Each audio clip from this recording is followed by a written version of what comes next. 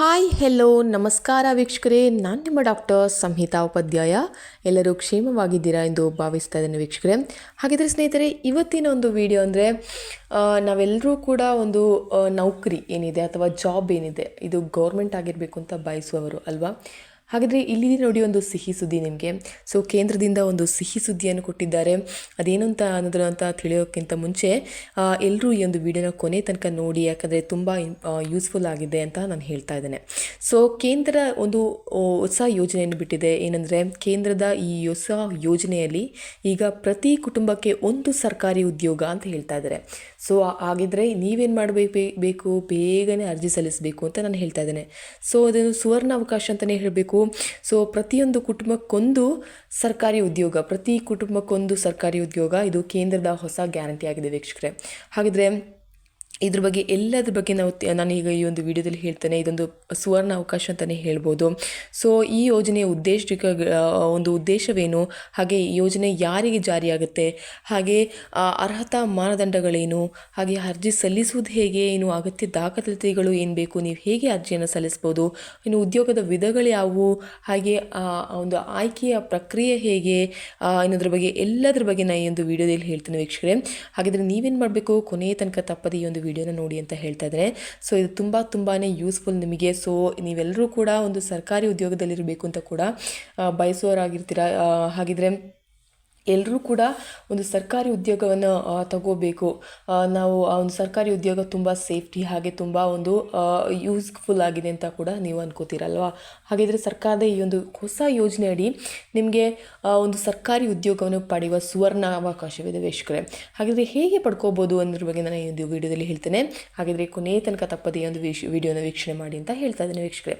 So ಅದಕ್ಕಿಂತ ಮುಂಚೆ ಯಾರೆಲ್ಲ ನನ್ನ ಚಾನಲ್ಗೆ ಇನ್ನೂ ಕೂಡ ಸಬ್ಸ್ಕ್ರೈಬ್ ಆಗಿಲ್ಲ, ಯಾರೆಲ್ಲ ನನ್ನ ಚಾನಲ್ನ ಮೊದಲನಾಗಿ ನೋಡ್ತಾ ಇದ್ದಾರೆ ಅವರಿಗೆ ಸಪೋರ್ಟ್ ಮಾಡಿ, ಸಬ್ಸ್ಕ್ರೈಬ್ ಮಾಡಿ, ಪ್ಲೀಸ್ ಸಬ್ಸ್ಕ್ರೈಬ್ ಮಾಡಿ, ಸಪೋರ್ಟ್ ಮಾಡಿ, ಲೈಕ್ ಮಾಡಿ, ಶೇರ್ ಮಾಡಿ, ಹಾಗೆ ಕಮೆಂಟ್ ಕೂಡ ಮಾಡಿ ಅಂತ ಹೇಳ್ತಾ ಇದ್ದೇನೆ ವೀಕ್ಷಕರೇ. ಹಾಗೆ ಯಾರೆಲ್ಲ ಸಬ್ಸ್ಕ್ರೈಬ್ ಆಗಿದ್ದೀರಾ ಅವರಿಗೆ ಕೂಡಲೇ ಒಂದು ಥ್ಯಾಂಕ್ಸನ್ನು ಹೇಳ್ತಾ ಇದ್ದೇನೆ. ಬಿಕಾಸ್ ನಿಮ್ಮಿಂದ ನಾನು ಈ ಒಂದು ವಿಡಿಯೋನ ಮಾಡ್ತಾ ಇದ್ದೇನೆ ಅಂತಲೇ ಹೇಳ್ಬೋದು. ಸೊ ಥ್ಯಾಂಕ್ಸ್ ಅ ಲಾಟ್ ಅಂತ ಹೇಳ್ತಾ ಫಟ್ ಅಂತ ವಿಡಿಯೋಗೆ ಹೋಗೋಣ ವೀಕ್ಷಕರೇ.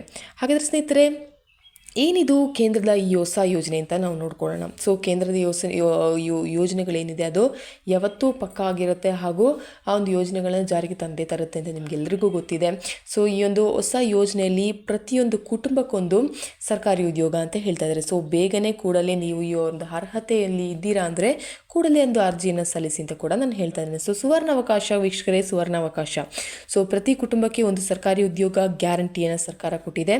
ಸೊ ಕೇಂದ್ರ ಸರ್ಕಾರವರು ನೀಡಿದೆ.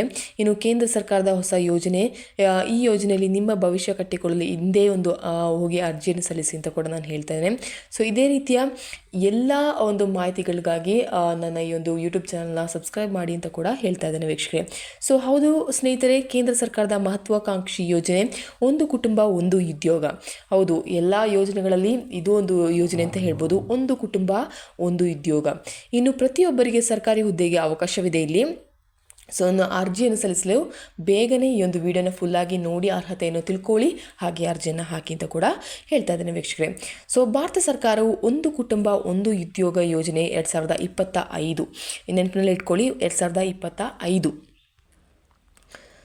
ಸೊ ಒಂದು ಕುಟುಂಬ ಒಂದು ಯೋಜನೆ ಒಂದು ಉದ್ಯೋಗ ಯೋಜನೆ ಎಂಬ ಮಹತ್ವದ ಯೋಜನೆಯನ್ನು ಪ್ರಾರಂಭಿಸಲು ಸಿದ್ಧತೆ ನಡೆಸುತ್ತಿವೆ. ಸೊ ಇಂದು 2025ರಲ್ಲಿ ಒಂದು ಕುಟುಂಬ ಒಂದು ಉದ್ಯೋಗ, ಎಲ್ಲರೂ ನೆನಪಿನಲ್ಲಿ ಇಟ್ಕೊಳ್ಳಿ, ಒಂದು ಕುಟುಂಬಕ್ಕೆ ಒಂದು ಉದ್ಯೋಗ ಇರಲೇಬೇಕು ಅಂತ. ಸೊ ಈ ಯೋಜನೆಯು ದೇಶದ ಪ್ರತಿ ಕುಟುಂಬದ ಕನಿಷ್ಠ ಒಬ್ಬ ಸದಸ್ಯರಿಗೆ ಸರ್ಕಾರಿ ಉದ್ಯೋಗವನ್ನು ಖಾತರಿಪಡಿಸುವ ಗುರಿಯನ್ನು ಹೊಂದಿದೆ. ಬಡತನ ನಿರ್ಮೂಲನೆ ಮತ್ತು ನಿರುದ್ಯೋಗ ಸಮಸ್ಯೆಯನ್ನು ಕಡಿಮೆ ಮಾಡುವಲ್ಲಿ ಈ ಒಂದು ನಿಟ್ಟಿನಲ್ಲಿ ಏನು ಮಾಡ್ತಿದೆ, ಈ ಯೋಜನೆ ಒಂದು ಮಹತ್ವದ ಹೆಜ್ಜೆಯಾಗಿದೆ ಅಂತ ಕೂಡ ಹೇಳ್ಬೋದು ವೀಕ್ಷಕರೇ. ಸೊ ಒಂದು ಕುಟುಂಬವೇನಿದೆ ಆ ಕುಟುಂಬಕ್ಕೆ ಒಂದು ಸರ್ಕಾರಿ ಉದ್ಯೋಗವನ್ನು ಕೇಂದ್ರ ಸರ್ಕಾರದ ಯೋಜನೆಯಿಂದ ಒಂದು ಸುವರ್ಣಾವಕಾಶ ಅಂತ ಕೂಡ ಹೇಳ್ಬೋದು. ಸೊ ಈ ಯೋಜನೆಯ ಉದ್ದೇಶಗಳೇನು?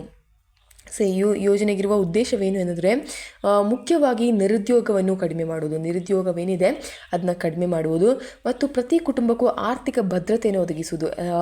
ನಿಜನೇ ಅಲ್ವಾ? ಒಂದು ಆರ್ಥಿಕ ಭದ್ರತೆ ಅಂದರೆ ಸರ್ಕಾರಿ ಉದ್ಯೋಗವಿದೆ ಅಂದರೆ ನೀವು ಹಿಂದೆ ಮುಂದೆ ಕೂಡ ಯೋಚನೆ ಮಾಡದೆ ಆ ಒಂದು ಇದಕ್ಕೆ ಮುಂದಾಗ್ತೀರಾ. ಬಿಕಾಸ್ ಆ ಒಂದು ಅಷ್ಟು ಆರ್ಥಿಕ ಭದ್ರತೆ ಇದೆ ಅಂತಲೇ ಕೂಡ ಹೇಳ್ಬೋದು. ಇನ್ನು ಯುವಕರಿಗೆ ಉದ್ಯೋಗ ಅವಕಾಶವನ್ನು ಸೃಷ್ಟಿಸುವುದು ಅಂದರೆ ಈಗಾಗಲೇ ನಾವೆಲ್ಲರೂ ಕೂಡ ಒಂದು ಸರ್ಕಾರಿ ಉದ್ಯೋಗ ಸರ್ಕಾರಕ್ಕೆ ಹೇಗೆ ನಮ್ಮ ಉದ್ಯೋಗವನ್ನು ಸರ್ಕಾರಿ ಉದ್ಯೋಗವಾಗಿ ಮಾಡ್ಕೋಬೋದು ಅನ್ನೋದ್ರ ಬಗ್ಗೆ ಥಿಂಕ್ ಮಾಡ್ತಾನೆ ಇರ್ತೀವಿ ದಿನಕ್ಕೆ. ಹಾಗಿದ್ರೆ ನೀವು ಹೇಗೆ ಈ ಒಂದು ಸರ್ಕಾರಿ ಉದ್ಯೋಗವನ್ನು ಪಡಿಬೋದು ಅನ್ನೋದಕ್ಕೆ ಈ ಒಂದು ಯುವಕರಿಗೆ ಒಂದು ಉದ್ಯೋಗಾವಕಾಶವನ್ನು ಸೃಷ್ಟಿಸುವ ನಿಟ್ಟಿನಲ್ಲಿ ಈ ಒಂದು ಯೋಜನೆಯನ್ನು ತರಲಾಗಿದೆ.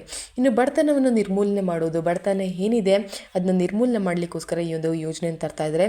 ನೆಕ್ಸ್ಟ್ ದೇಶದ ಆರ್ಥಿಕತೆಯನ್ನು ಬಲಪಡಿಸುವುದು, ನಿಜವಾಗ್ಲೂ ಈ ಒಂದು ದೇಶದ ಆರ್ಥಿಕತೆ ಬಲವಾಗುತ್ತೆ ಕೂಡ. ಸೊ ಆರ್ಥಿಕ ಅಸಮಾನತೆಯನ್ನು ಕಡಿಮೆ ಮಾಡೋದು, ಅಂದರೆ ಆರ್ಥಿಕ ಅಸಮಾನತೆ ಏನಿದೆ, ನಾನು ಗೌರ್ಮೆಂಟ್ ಜಾಬ್, ನೀವು ಪ್ರೈವೇಟ್ ಜಾಬ್, ಹಾಗೆ ಹೀಗಿಂತೆಲ್ಲ ತುಂಬ ಇರ್ತದೆ. ಸೊ ಈ ಒಂದು ಆರ್ಥಿಕ ಸಮಾನತೆ ಏನಿದೆ ಅದನ್ನು ಕೂಡ ಕಡಿಮೆ ಮಾಡುವ ನಿಟ್ಟಿನಲ್ಲಿ ಈ ಒಂದು ಯೋಜನೆಯ ಉದ್ದೇಶಗಳಾಗಿವೆ. ಇನ್ನು ಯೋಜನೆ ಯಾರಿಗೆ ಜಾರಿಯಾಗುತ್ತೆ, who is the plan for, ಅಂದರೆ ಯಾರಿಗೆ ಈ ಒಂದು ಯೋಜನೆ ಅಂದರೆ ಈ ಯೋಜನೆ ಯಾವುದೇ ಸರ್ಕಾರಿ ಉದ್ಯೋಗವನ್ನು ಹೊಂದಿರದ ಕುಟುಂಬಗಳಿಗೆ ಮೀಸಲಾಗಿದೆ.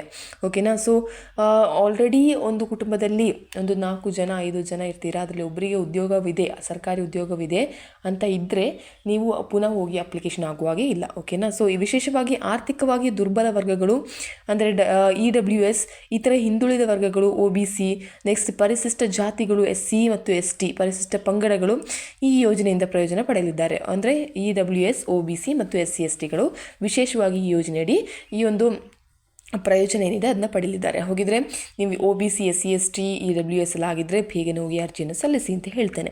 ಇನ್ನು ಅರ್ಹತಾ ಮಾನದಂಡಗಳೇನು, ಎಲಿಜಿಬಿಲಿಟಿ ಕ್ರೈಟೀರಿಯಾ ಏನು ಅಂತ ಕೂಡ ಹೇಳ್ತಿದ್ದೇನೆ. ಸೊ ವಯೋಮಿತಿ ಎಷ್ಟಿರಬೇಕು ಅಂದರೆ 18ರಿಂದ 55 ವರ್ಷಗಳಿರಬೇಕು. ಓಕೆನಾ. ಸೊ ವಯೋಮಿತಿ ನೀವು 18ರಿಂದ 55 ವರ್ಷದವರ ಒಳಗೆ ಇರಬೇಕು ನಿಮ್ಮ ಒಂದು ವಯಸ್ಸು. ಇನ್ನು ಭಾರತೀಯ ಪೌರತ್ವ ಹೊಂದಿರಬೇಕು, ಆದರೆ ನೀವು ಭಾರತೀಯರಾಗಿರಬೇಕು ಅಂತ ಕೂಡ ಹೇಳ್ತಾ ಇದ್ದಾರೆ. ಓಕೆನಾ. ಸೊ ನೀವು ಹೊರಗಿನಿಂದ ಬಂದು ಇಲ್ಲಿ ನೆಲೆಸಿದವರಾಗಿರಬಾರ್ದು, ನೀವು ಭಾರತೀಯ ಒಂದು ಪೌರತ್ವ ಏನಿದೆ ಅದನ್ನ ಕೂಡ ಹೊಂದಿರಬೇಕು. ಇನ್ನು ಕುಟುಂಬದಲ್ಲಿ ಯಾರಿಗೂ ಸರ್ಕಾರಿ ಉದ್ಯೋಗ ಇರಬಾರದು. ನಾನು ಹೇಳಿದ್ದೆ ಮೊದಲೇ, ಕುಟುಂಬದಲ್ಲಿ ನೀವು ಯಾರಿಗೂ ಒಂದು ಸರ್ಕಾರಿ ಉದ್ಯೋಗ ಇರಲೇಬಾರ್ದು. ಓಕೆನಾ. ಸೊ ಕುಟುಂಬದ ವಾರ್ಷಿಕ ಆದಾಯ 3 ಲಕ್ಷ ರೂಗಿಂತ ಕಡಿಮೆ ಇರಬೇಕು. ಅಂದರೆ ನಿಮ್ಮ ಒಂದು ಆದಾಯವೇನಿದೆ, ನಿಮ್ಮ ವಾರ್ಷಿಕ ಆದಾಯವೇನಿದೆ ಇದು 3 ಲಕ್ಷಕ್ಕಿಂತ ಕಡಿಮೆ ಇರಬೇಕು. ಇನ್ನು ಕನಿಷ್ಠ 8ನೇ ತರಗತಿಯಲ್ಲಿ ಉತ್ತೀರ್ಣರಾಗಿರಬೇಕು. ಇಲ್ಲಿ ಕೂಡ ನಿಮಗೆ ಒಂದು ಬಂಪರ್ ಸುವರ್ಣಾವಕಾಶ ಅಂತ ಹೇಳ್ಬೋದು. ಸೊ 8ರಿಂದ ಎಬೋವ್ ಆಗಿರಬೇಕು. ನಿಮ್ಮ ಈಗಲೇ ಒಂದು ಸರ್ಕಾರಿ ಉದ್ಯೋಗ ಈಗಲೇ ಕನಿಷ್ಠ ಪಕ್ಷದಲ್ಲಿ ಒಂದು ಸರ್ಕಾರಿ ಉದ್ಯೋಗ ಬೇಕಂದರೆ ಕನಿಷ್ಠ ಪಕ್ಷ ಡಿಗ್ರಿ ಆದರೂ ಆಗಿರಬೇಕು ಈಗ ಅಲ್ವಾ. ಸೊ ಆದರೆ ಇಲ್ಲಿ ಏನು ಹೇಳ್ತಿದ್ದಾರೆ ಅಂದರೆ ಕನಿಷ್ಠ 8ನೇ ತರಗತಿಯಲ್ಲಿ ಉತ್ತೀರ್ಣರಾಗಿರಬೇಕು ಅಂತ ಕೂಡ ಹೇಳ್ತಾ ಇದ್ದೇನೆ. ಓಕೆನಾ. ಸೊ ಒಂದು ಕುಟುಂಬದಿಂದ ಒಬ್ಬ ವ್ಯಕ್ತಿ ಮಾತ್ರ ಅರ್ಜಿ ಸಲ್ಲಿಸ್ಬೋದು. ಓಕೆನಾ. ಸೊ ಅದು ಕೂಡ ನಾನು ಹೇಳಿದೆ, ಒಂದು ಕುಟುಂಬದಿಂದ ಒಬ್ಬ ವ್ಯಕ್ತಿಗೆ ಮಾತ್ರ ಈ ಒಂದು ಸುವರ್ಣಾವಕಾಶ. ಓಕೆನಾ. ಸೊ ಕನಿಷ್ಠ 8ನೇ ತರಗತಿಯಲ್ಲಿ ಉತ್ತೀರ್ಣ ಆಗಿರಬೇಕು ಅನ್ನೋದನ್ನು ಕೂಡ ನಿಮಗೂ ಕೂಡ ಈಗಾಗಲೇ ಯಾರೆಲ್ಲ ಒಂದು 10ನೇ ಕ್ಲಾಸ್ ಓದಿದ್ದೀರಾ, ಫೇಲ್ ಆಗಿದ್ದೀರಾ, ಅವ್ರಿಗೂ ಕೂಡ ಒಂದು ಸುವರ್ಣಾವಕಾಶದಿಂದ ಕೂಡ ಹೇಳ್ಬೋದು. ಬಿಕಾಸ್ 8ನೇ ತರಗತಿ ಮಾತ್ರ ಇಲ್ಲಿ ಒಂದು ಎಲಿಜಿಬಿಲಿಟಿ ಕೇಳ್ತಾ ಇದ್ದಾರೆ. ಓಕೆನಾ. ಸೊ ಅದು ಕೂಡ ನೆನಪಿನಲ್ಲಿ ಇಟ್ಕೊಳ್ಳಿ ಅಂತ ನಾನು ಹೇಳ್ತಾ ಇದ್ದೇನೆ. ಇನ್ನು ಅರ್ಜಿ ಸಲ್ಲಿಸೋದು ಹೇಗೆ ಅಂತ ಕೂಡ ಹೇಳ್ತೇನೆ. So how to apply for this ಯೋಜನಾ ಏನಿದೆ ಅದಕ್ಕೆ ಹೌ ಟು ಅಪ್ಲೈ ಅಂತ ಕೂಡ ನಾನು ಹೇಳ್ತಾ ಇದ್ದೇನೆ. ಸೊ ಅರ್ಜಿದಾರರು ಆನ್ಲೈನ್ ಅಥವಾ ಆಫ್ಲೈನ್ ಮೂಲಕ ಅರ್ಜಿಯನ್ನು ಸಲ್ಲಿಸ್ಬೋದು. ನೀವು ಸೈಬರ್ಗೆ ಹೋಗಿ ಹೇಳಿದಾಗೆ ಈ ಒಂದು ಅರ್ಜಿಯನ್ನು ಸಲ್ಲಿಸ್ಬೋದು ವೀಕ್ಷಕರೇ. ಸೊ ಅಗತ್ಯ ದಾಖಲಾತಿಗಳು ಏನು ಅದ್ರ ಬಗ್ಗೆ ಕೂಡ ಹೇಳ್ತೇನೆ. ದ ರಿಕ್ವೈರ್ಡ್ ಡಾಕ್ಯುಮೆಂಟ್ಸ್ ಏನು ಅದರ ಬಗ್ಗೆ ಕೂಡ ಹೇಳ್ತೇನೆ. ಸೊ ಯಾರಿಗಾದ್ರೂ ಬೇಕಿದ್ರೆ ನೋಟ್ ಮಾಡ್ಕೊಳ್ಳಿ ಅಂತ ಕೂಡ ನಾನು ಹೇಳ್ತಾ ಇದ್ದೇನೆ. ಸೊ ಅಗತ್ಯ ದಾಖಲಾತಿಗಳೇನೆಂದರೆ Aadhaar card is very important for everything, each and every job or anything. Aadhaar card is important. So Aadhaar card first, next PAN card ಇದ್ದಲ್ಲಿ ಪಾನ್ ಕಾರ್ಡ್, ನೆಕ್ಸ್ಟ್ ಶೈಕ್ಷಣಿಕ ಪ್ರಮಾಣ ಪತ್ರ, ನೀವು ಎಷ್ಟನೇ ತರಗತಿಗಿಂತ ಓದಿದ್ದೀರಾ ಅಲ್ಲಿ ತನಕವಿರುವ ಶೈಕ್ಷಣಿಕ ಪ್ರಮಾಣ ಪತ್ರ, ನೆಕ್ಸ್ಟ್ ಜಾತಿ ಪ್ರಮಾಣ ಪತ್ರ, ಅನ್ವಯವಾದಲ್ಲಿ ಮಾತ್ರ ಈ ಒಂದು ಜಾತಿ ಪ್ರಮಾಣ ಪತ್ರ, ನೆಕ್ಸ್ಟ್ ಆದಾಯ ಪ್ರಮಾಣ ಪತ್ರ, ನಿಮ್ಮ ಆದಾಯವೆಷ್ಟಿದೆ ಅನ್ನೋದ್ರ ಬಗ್ಗೆ ಕೂಡ, ನೆಕ್ಸ್ಟ್ ವಾಸಸ್ಥಳ ಪ್ರಮಾಣ ಪತ್ರ, ನಿಮ್ಮ ಅಡ್ರೆಸ್ ಪ್ರಮಾಣ ಪತ್ರ ಏನಿದೆ ಅದು ಕೂಡ, ಬ್ಯಾಂಕ್ ಪಾಸ್ಬುಕ್ ಪ್ರತಿ ಅದು ಕೂಡ ಬೇಕು. ನಿಮ್ಮಲ್ಲಿ ಎಷ್ಟು ಸಂಬಳ ಬರ್ತಿದೆ ಅನ್ನೋದ್ರ ಬಗ್ಗೆ ಕೂಡ ಅವ್ರಿಗೆ ಚೆಕ್ ಮಾಡಬೇಕಾಗುತ್ತೆ. ಸೊ ಬ್ಯಾಂಕ್ ಪಾಸ್ಬುಕ್ ಪ್ರತಿ, ನೆಕ್ಸ್ಟ್ ಪಾಸ್ಪೋರ್ಟ್ ಗಾತ್ರದ ಭಾವಚಿತ್ರ, ಅಂದರೆ ಪಾಸ್ಪೋರ್ಟ್ ಗಾತ್ರದ ನಿಮ್ಮ ಒಂದು ಫೋಟೋ. ಓಕೆನಾ. ಒಂದು 2-3 ಇಟ್ಕೊಳ್ಳಿ. ನೆಕ್ಸ್ಟ್ ಉದ್ಯೋಗ ಕಚೇರಿ ನೋಂದಣಿ ಪ್ರಮಾಣ ಪತ್ರ ಲಭ್ಯವಿದ್ದರೆ, ಆ ಒಂದು ಉದ್ಯೋಗ ಏನಿದ್ರೆ ಆ ಒಂದು ಕಚೇರಿಯಿಂದ ನೋಂದಣಿ ಪ್ರಮಾಣ ಪತ್ರವನ್ನು ಕೂಡ ಬೇಕು ವೀಕ್ಷಕರಾಗಿದ್ದರೆ. ನಾನು ಏನೆಲ್ಲ ಬೇಕು ಅಂತ ಹೇಳಿದೆ, ಆಧಾರ್ ಕಾರ್ಡ್, ಪಾನ್ ಕಾರ್ಡ್, ಶೈಕ್ಷಣಿಕ ಪ್ರಮಾಣ ಪತ್ರ, ಜಾತಿ ಪ್ರಮಾಣ ಪತ್ರ, ಆದಾಯ ಪ್ರಮಾಣ ಪತ್ರ, ವಾಸಸ್ಥಳ ಪ್ರಮಾಣ ಪತ್ರ, ಬ್ಯಾಂಕ್ ಪಾಸ್ಬುಕ್ ಪ್ರತಿ, ಪಾಸ್ಪೋರ್ಟ್ ಗಾತ್ರದ ಒಂದು ಭಾವಚಿತ್ರ, ಉದ್ಯೋಗ ಕಚೇರಿ ನೋಂದಣಿ ಪ್ರಮಾಣ ಪತ್ರ ಲಭ್ಯವಿದ್ದರೆ. ಓಕೆನಾ. ಸೊ ಇದಿಷ್ಟು ಒಂದು ಅರ್ಹತೆಗೆ ಬೇಕಾದಂತಹ ಡಾಕ್ಯುಮೆಂಟ್ಸ್ ಏನಿದೆ ಅದು. ನೆಕ್ಸ್ಟ್ ಉದ್ಯೋಗದ ವಿಧಗಳು, ಇನ್ನು ಯಾವುದೆಲ್ಲ ಉದ್ಯೋಗವನ್ನು ಪಡಿತೀರಾ ಅನ್ನೋದ್ರ ಬಗ್ಗೆ ಕೂಡ ನಾನು ಹೇಳ್ತೇನೆ ವೀಕ್ಷಕರೇ. ಸೊ ಹಾಗಿದ್ರೆ ಉದ್ಯೋಗದ ವಿಧಗಳು ಯಾವುವು, ಅಂದರೆ ಟೈಪ್ಸ್ ಆಫ್ ಜಾಬ್ಸ್ ಯಾವುದೆಲ್ಲ ಇದೆ ಅನ್ನೋದ್ರ ಬಗ್ಗೆ ಹೇಳ್ತೇನೆ ವೀಕ್ಷಕರೇ.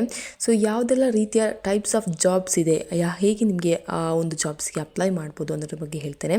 ಸೊ ಆರೋಗ್ಯ ಇಲಾಖೆ, ಶಿಕ್ಷಣ ಇಲಾಖೆ, ಪೊಲೀಸ್ ಇಲಾಖೆ, ಕಂದಾಯ ಇಲಾಖೆ, ಮುನ್ಸಿಪಲ್ ಕಾರ್ಪೊರೇಷನ್ ಮತ್ತು ಪಂಚಾಯತ್ ಇಲಾಖೆಗಳಲ್ಲಿ ಗ್ರೂಪ್ ಸಿ ಮತ್ತು ಗ್ರೂಪ್ ಡಿ ಹುದ್ದೆಗಳು ಲಭ್ಯವಿರುತ್ತೆ. ಇದು ಈ ಒಂದು ಜಾಬ್ಸ್ ಅಂದರೆ ನಿಮಗೆ ಗೊತ್ತಿದೆ. ಬಾಕಿ ಎಲ್ಲ ಒಂದು ಎಕ್ಸಾಮ್ಗೆ ಗ್ರೂಪ್ ಎ ಮತ್ತು ಗ್ರೂಪ್ ಬಿ ಒಂದು ಹುದ್ದೆಗಳಿಗೆ ನೀವು ಎಕ್ಸಾಮನ್ನು ಬರೀಬೇಕಾಗುತ್ತೆ. ಆದರೆ ಗ್ರೂಪ್ ಸಿ ಮತ್ತು ಗ್ರೂಪ್ ಡಿ ಹುದ್ದೆಗಳಿಗೆ ನೀವು ಈ ಒಂದು ಅರ್ಜಿಯನ್ನು ಸಲ್ಲಿಸ್ಬೋದು. ನಿಮ್ಮ ಅರ್ಹತೆಯನ್ನು ನೋಡಿ ನಿಮಗೆ ಈ ಒಂದು ಆರೋಗ್ಯ ಇಲಾಖೆ, ಶಿಕ್ಷಣ ಇಲಾಖೆ, ಪೊಲೀಸ್ ಇಲಾಖೆ, ಕಂದಾಯ ಇಲಾಖೆ ಹಾಗೂ ಮುನ್ಸಿಪಲ್ ಕಾರ್ಪೊರೇಷನ್ ಮತ್ತು ಪಂಚಾಯತ್ ಇಲಾಖೆಗಳಲ್ಲಿ ನಿಮಗೆ ಗ್ರೂಪ್ ಸಿ ಮತ್ತು ಗ್ರೂಪ್ ಡಿ ಒಂದು ಡಿ ಒಳಗೆ ನಿಮಗೆ ಹುದ್ದೆಗಳನ್ನು ಲಭ್ಯವಿರುತ್ತದೆ. ಸೊ ಆಯ್ಕೆ ಪ್ರಕ್ರಿಯೆ ಹೇಗೆ, ಅದು selection process, how is the selection process ಅಂತ ಕೂಡ ಹೇಳ್ತೇನೆ. ಸೊ ಆಯ್ಕೆ ಪ್ರಕ್ರಿಯೆ, ಅರ್ಜಿಗಳ ಪರಿಶೀಲನೆಯನ್ನು ಮಾಡ್ತಾರೆ. ನೀವೇನೆಲ್ಲ ಅರ್ಜಿಗಳಿಗೆ ನೀವು ಎಷ್ಟು ಜನ ಅರ್ಜಿಗಳನ್ನ ಹಾಕಿದ್ದೀರಾ, ಅದರಲ್ಲಿ ಉತ್ತಮವಾದದ್ದು ಯಾವುದು ಅಂತ ಕೂಡ ನೋಡ್ತಾರೆ. ಸೊ ಲಿಖಿತ ಪರೀಕ್ಷೆಯನ್ನು ಮಾಡ್ತಾರೆ. ಸೊ ಲಿಖಿತ ಪರೀಕ್ಷೆ ಅಂದರೆ ರಿಟರ್ನ್ ಎಕ್ಸಾಮ್. ಅದರಲ್ಲೂ ಕೂಡ ನಿಮಗೆ ಒಂದು ಗ್ರೂಪ್ ಸಿ, ಗ್ರೂಪ್ ಡಿ ಅವರಿಗೂ ಕೂಡ ಲಿಖಿತ ಎಕ್ಸಾಮ್ಸ್ ಇದೆ. ಸೊ ಇದು ತುಂಬ ಸರಳವಾಗಿರುತ್ತೆ when compare to group A ಮತ್ತು ಗ್ರೂಪ್ ಬಿ. ಓಕೆನಾ. ಸೊ ಸಂದರ್ಶನ ಅಂದರೆ ಇಂಟರ್ವ್ಯೂ ಕೂಡ ಇರುತ್ತೆ. ಸೊ ನೀವು ರಿಟರ್ನ್ ಎಕ್ಸಾಮನ್ನು ಬರೀಬೇಕಾಗುತ್ತೆ ಮತ್ತು ಸಂದರ್ಶನ ಕೂಡ ಇರುತ್ತೆ ಮತ್ತು ದಾಖಲೆ ಪರಿಶೀಲನೆ, ಡಾಕ್ಯುಮೆಂಟ್ ವೆರಿಫಿಕೇಷನ್ ಕೂಡ ಇರುತ್ತೆ.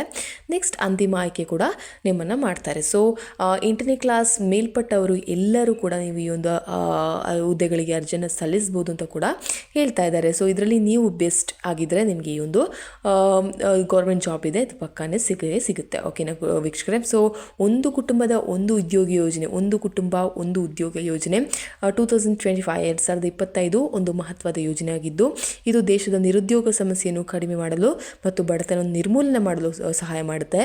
ಈ ಯೋಜನೆಯು ಅರ್ಹ ಫಲಾನುಭವಿಗಳಿಗೆ ಉಜ್ವಲ ಭವಿಷ್ಯವನ್ನು ನೀಡುವ ಭರವಸೆ ಮೂಡಿದೆ.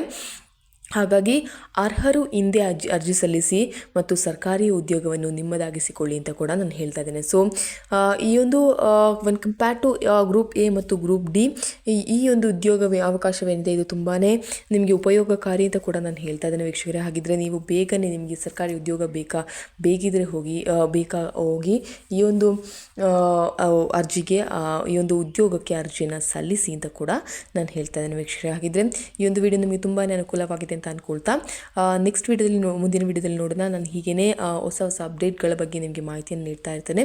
ಸೊ ನಿಮ್ಮ ಸಪೋರ್ಟ್ ನಮಗೆ ತುಂಬಾ ಮುಖ್ಯ.